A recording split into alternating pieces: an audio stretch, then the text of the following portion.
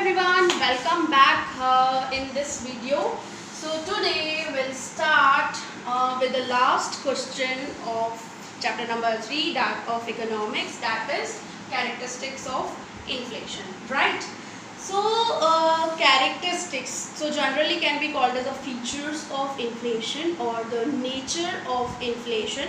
कि भाई अब inflation का क्या nature है, हम लोगों ने actually cause पढ़ा इन्फ्लेशन का, that is the increase demand ज़्यादा हो जाती है तो इन्फ्लेशन हो जाता है, और या तो कॉस्ट ऑफ प्रोडक्शन बढ़ जाता है जिसकी वजह से हमारा प्राइस राइज हो जाता है. तो हम लोगों ने काफ़ी डिफाइंस और जनरल टर्म भी इन्फ्लेशन के पढ़े.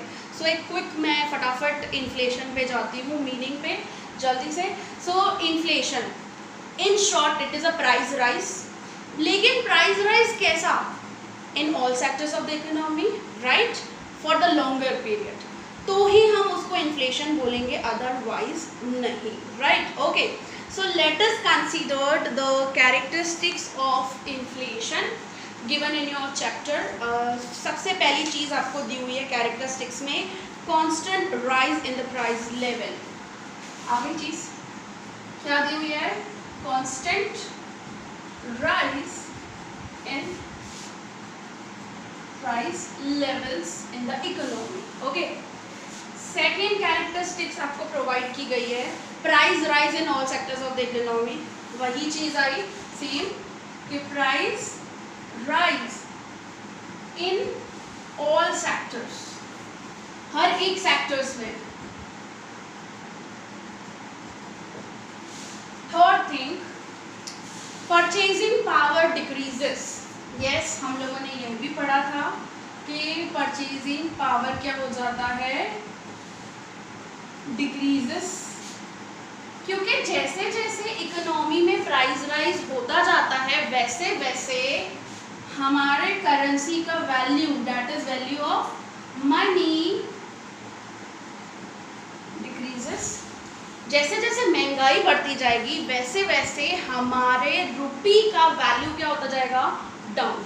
सो that can be called as a purchasing power decreases. क्योंकि हम लोग है ना क्या करेंगे, जैसे हमारी इनकम बढ़ेगी हम लोग खर्चा भी उतना ही करेंगे, और खर्चा डिमांड करते जाएंगे तो भी क्या होगा? सिंपली सामने सप्लाई उतना होगा नहीं या नहीं हो पा रहा है उसके अकॉर्डिंग, जिसकी वजह से मार्केट में क्या रहेगा? Continuously price rise.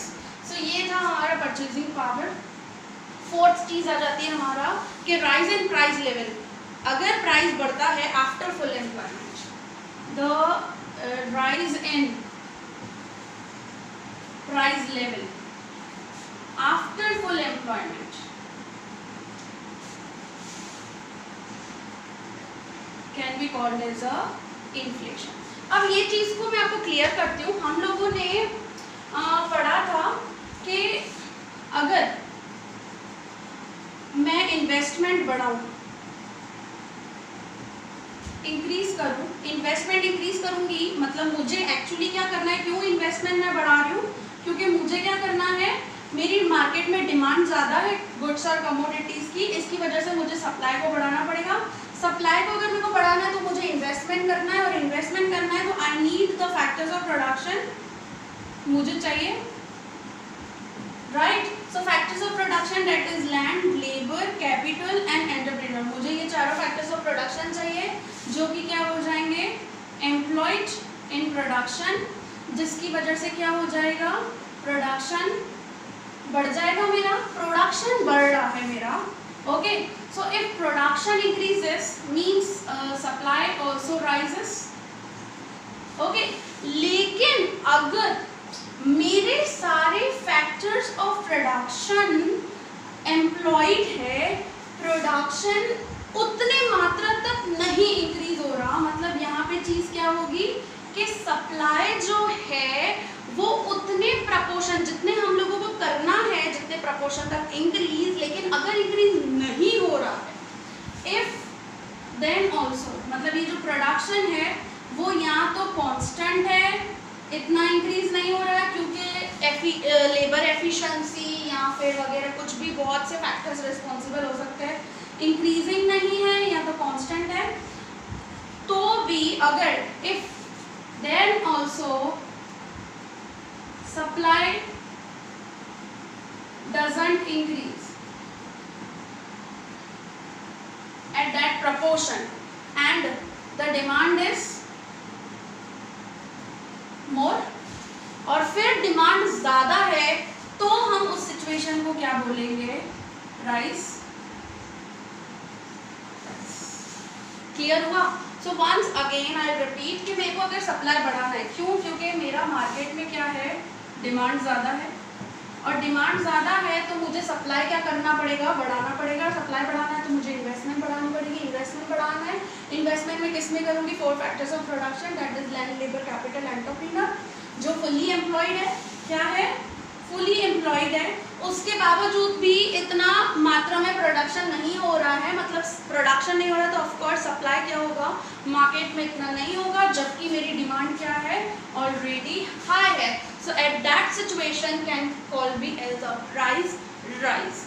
Okay, so एक ये सिचुएशन हमारे पास आती है। ओके फाइन, ये चीज़ कि भाई फुल एम्प्लॉयमेंट के बाद भी क्या हो रहा है, प्रॉपर्ली सप्लाई इंक्रीज नहीं हो रही, सप्लाई इंक्रीज नहीं हो रही है, जिसकी वजह से प्राइस क्या हो जा रहा है, ज़्यादा हो रहा है। तो ऐसे सिचुएशन में क्या होगा, inflation, right.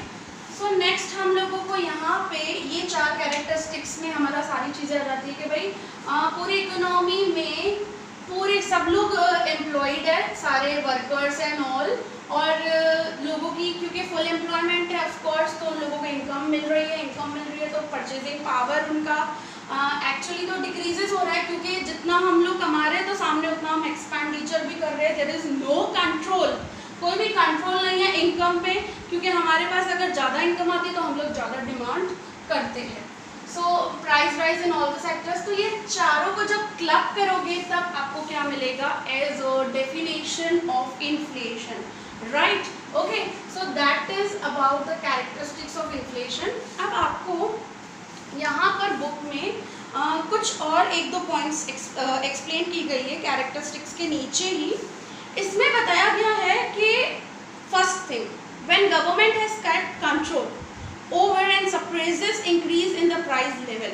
Actually what do you mean by suppresses? Suppresses मतलब दबाना, कंट्रोल करना, प्रिवेंशन करना। Okay, increase in the price level via rules, law and subsidy, it is considered inflation. Even if there is no inflation, it is called suppressed inflation.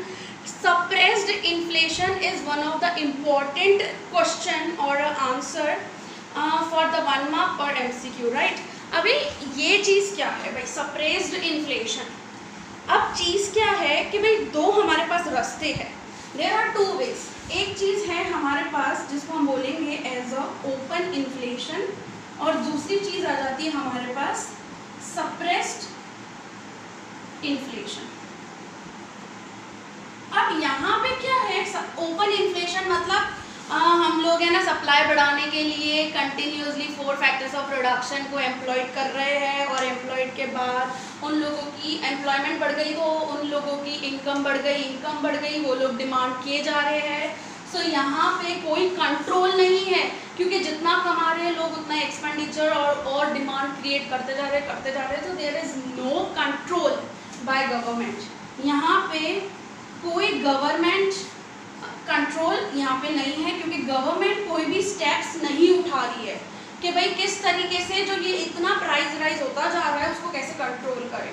सो यहाँ पे open inflation में क्या हो रहा है, जितना इनकम कमा रहा है बंदा उतना एक्सपेंडिचर वगैरह भी करता जा रहा है, डिमांड क्रिएट करता जा रहा है, और प्राइस राइज के रिलेटेड गवर्नमेंट कोई भी एक्शन, या गवर्नमेंट या तो कोई मॉनेटरी अथॉरिटी जैसे RBI है, सो क्योंकि सप्लाई ऑफ मनी उसके हाथ में ही है, RBI और गवर्नमेंट के हाथ में।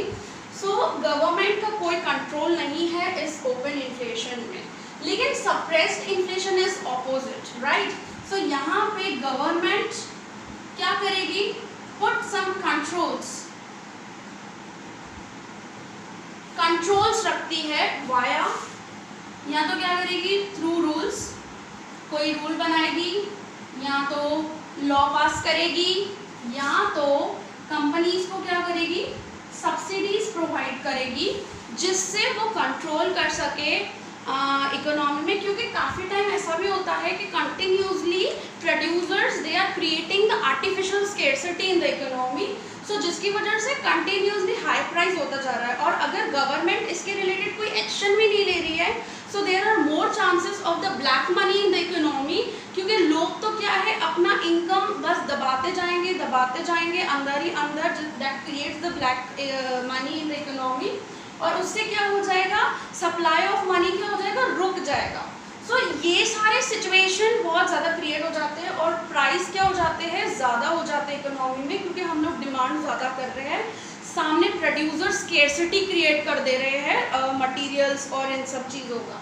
सो जिसकी वजह से अगर गवर्नमेंट एक्शन उठाती है, कंट्रोल करती है, या तो सब्सिडी देकर या तो रूल्स वगैरह यहाँ बनाकर, so that can be called as a suppressed inflation by the as government put the controls over the price rise, के भाई अब जितना प्राइस राइज हो चुका है उससे आगे नहीं हो प्राइस राइज, सो उसके रिलेटेड कुछ रूल्स एंड रेगुलेशंस गवर्नमेंट डालती है, that can be called as a suppressed inflation, right. Okay, so that's it about the suppressed inflation.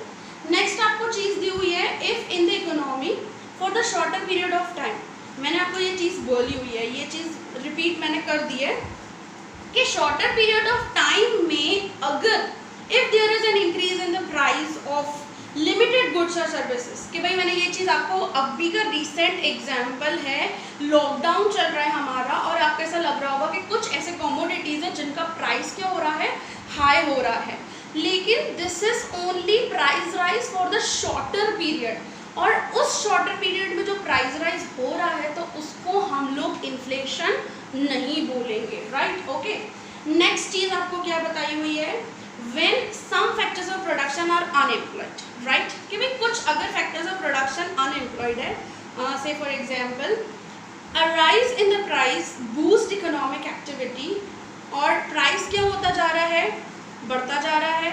अब प्राइस कब बढ़ेगा, जब डिमांड बढ़ेगी, और डिमांड बढ़ाने के लिए हम लोगों को अगेन सप्लाई को बढ़ाना पड़ेगा, सप्लाई को हम लोगों को बढ़ाना है तो इन्वेस्टमेंट हम लोगों को बढ़ानी पड़ेगी, इन्वेस्टमेंट बढ़ा रहे हैं हम लोग तो किस में बढ़ा रहे हैं, तो हम लोग काफ़ी लोगों को एम्प्लॉयड करेंगे, एम्प्लॉयमेंट अपॉर्चुनिटीज़ वगैरह क्रिएट करेंगे इन फैक्टर्स ऑफ प्रोडक्शन, और उससे क्या होगा, प्रोडक्शन राइज होगा।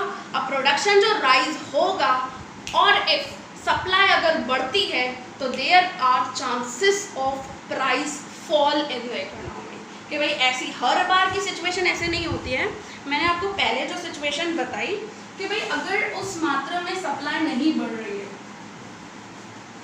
मैंने आपको ऐसा सिचुएशन बताया था, राइट, कि मुझे सप्लाई बढ़ाना है, क्यों बढ़ाना है, क्योंकि मार्केट में डिमांड ज़्यादा है। अब सप्लाई बढ़ाने के लिए मैं क्या करूँगी, इन्वेस्टमेंट्स ज़्यादा करूँगी, राइट। अब इन्वेस्टमेंट्स जो मैं ज़्यादा कर रही हूँ जिसकी वजह से क्या हो जाएगा मेरा प्रोडक्शन, क्यों, क्योंकि यहाँ पे क्या है, 4 फैक्टर्स ऑफ प्रोडक्शन एम्प्लॉयड है, मतलब एम्प्लॉयमेंट अपॉर्चुनिटीज़ मैं क्रिएट कर रही हूँ। अब ये जो प्रोडक्शन ज़्यादा हो रहा है, ऑफ कोर्स हम लोगों ने सप्लाई चैप्टर में पढ़ा था कि अगर if production increases our supply also increase, अगर सप्लाई इंक्रीज हो रहा है कंपेयर टू द डिमांड, तो यहाँ ऐसी सिचुएशन में क्या हो सकेगा, प्राइस फॉल। लेकिन अगर मेरा सप्लाई नहीं बढ़ रहा तो क्या हो जाएगा, अगर सप्लाई कांस्टेंट है वही पोजीशन पे या तो थोड़ा इंक्रीज हुआ है, सो दैट सिचुएशन में हमारा प्राइस राइज होगा। अदरवाइज क्या हो जाएगा, अगर सप्लाई बढ़ता है डिमांड के अकॉर्डिंग तो there are chances of price fall in the economy. So ये चीज़ आपको यहाँ पे बताई हुई है। ओके, सो नेक्स्ट आपको बताया हुआ है कि if there is unemployment in the factors of production leads an economy, the increasing price of the goods or services will allow employment to increase production to decrease the price of goods and services। वही चीज़ बताई है कि भाई देश में unemployment है, unemployment को solve करना है तो हमारे पास दूसरी चीज़ है कि इन्वेस्टमेंट बढ़ा 4 फैक्टर्स ऑफ प्रोडक्शन में। अगर एम्प्लॉयमेंट और प्रोडक्शन बढ़ता है तो हमारा सप्लाई बढ़ेगा और इधर क्या हो जाएगा, डिमांड उतना ही रहेगा, तो हमारा प्राइस चीज़ क्या हो जाएगी, फॉलिंग का चांसेस हो जाएगा। ओके, सो यहाँ पे वही चीज़ आपको एक्सप्लेन की हुई है, नेक्स्ट पॉइंट में भी बार बार रिपीटेशन किया हुआ है इस बुक में। Okay fine. सो नेक्स्ट हमको चीज़ लास्ट में कंक्लूड किया है कि if therefore increase in the price level in all sectors of the economy even after full employment is considered inflation. सब लोग रोजगार है, सब लोग कमा रहे हैं और सब लोग डिमांड क्रिएट कर रहे हैं, सीधी बात है। अगर सब चारों फैक्टर्स ऑफ प्रोडक्शन एम्प्लॉयड है, सारे के सारे लोग जितने भी, क्योंकि मैं आपको एज बताऊं, प्रोडक्टिव एज एक्चुअली लोग काम करते हैं 50 to 64 ईयर्स तक। ये है हमारी क्या प्रोडक्टिव वर्कफोर्स, प्रोडक्टिव एज, कि भाई इतने एज वाले लोग काम करते हैं। सबके सब देश में जितने भी लोग हैं सबके सबको रोजगार, एम्प्लॉयमेंट है उनके पास, और एम्प्लॉयड होने के बावजूद भी अगर प्रोडक्शन नहीं बढ़ रहा है, अब प्रोडक्शन नहीं बढ़ रहा है तो सप्लाई क्या हो जाएगी, हमारी कम हो जाएगी, और सामने क्या हो जाएगा, डिमांड बढ़ जाएगा, क्योंकि लोग यहाँ पे कमा रहे हैं तो एक साइड से वो डिमांड भी क्रिएट करेंगे। एंड आफ्टर दिस, ये सारी चीज़ें कंक्लूड होने के बाद भी अगर सारे सेक्टर्स में ऐसा सिचुएशन रहता है और डिमांड हमारा ज़्यादा रहता है, सप्लाई उतना नहीं हो पाता है after full employment in the economy, then it leads to the price rise for a longer period. And that's it about the chapter inflation. I think it must be clear after this video कि then also if you will have any doubt, so please ask me. This is very important questions. inflation का कोई ना कोई question तो आपके आता ही है paper में। सो इन्फ्लेशन इज़ वेरी इम्पॉर्टेंट, क्योंकि ये चैप्टर अगर आप नहीं समझोगे तो आगे के चैप्टर्स जो आपका चैप्टर नंबर 4 है डेट इज, उसमें भी इन्फ्लेशन रिलेटेड ही चीज़ें बताई हुई है। So it must be clear to all, मेरे अकॉर्डिंग कि भाई ये चीज़ आपको क्लियर होनी ही चाहिए। Okay, so that's it about the chapter number 3. Here we completed chapter 3, and if you will have any doubt, I'll once again repeat कि भाई अगर आपके पास आपको कोई भी डाउट हो, please ask me. Okay, thank you. Have a good day.